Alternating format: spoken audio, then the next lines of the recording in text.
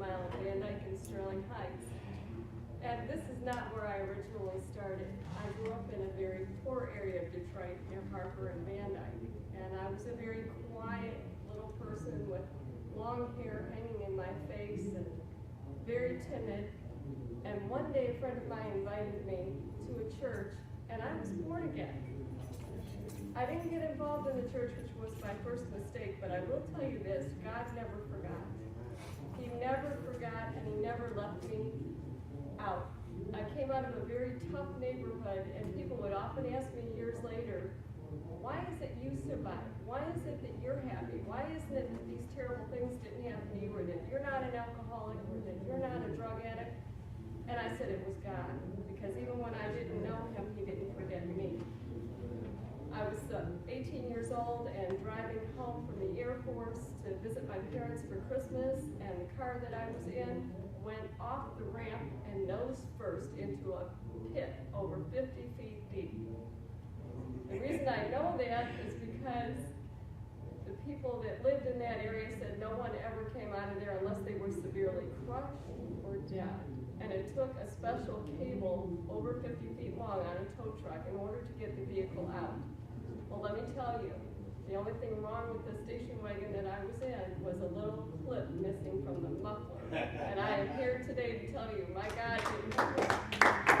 He wrapped his loving hands around me. He put his angels around me to keep my foot from the snare of the fowler and protected me as that car went flying through the air into that pit.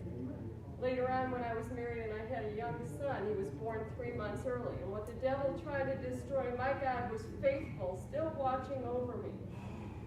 And that baby stopped breathing 100 times the first month he was born. And I got on my knees and I said, God, you gave me this son.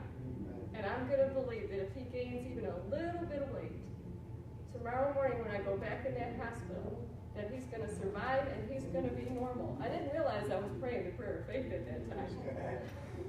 Well, I'm here to tell you that he's now 31 years old, 6'1", and perfectly normal, and none of the complications that the doctors claimed he would have ever came true. That is a faithful and loving Father. I could give you testimony after testimony, but taking that first step and just saying, Jesus, be Lord of my life, will make all the difference in the world. I promise you, your life will never be the same. Your Heavenly Father will never forget you or forsake you. He will always be by your side. And you need to do this. In today's world, people are so alone.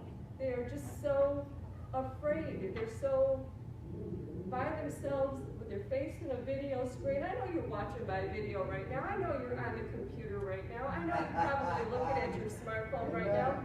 But who are you watching it with? Who's next to you? Who's loving on you? Who's encouraging you? Who's holding you? And who's leading and guiding your steps in the right direction?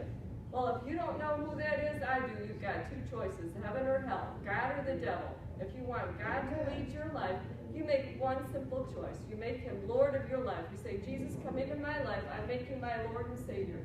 It is that simple. And then get hooked up with a great church like Grace Christian Church in Sterling Heights. And when you come here, I promise you, I'll buy you that first cup of coffee or coffee. I mean,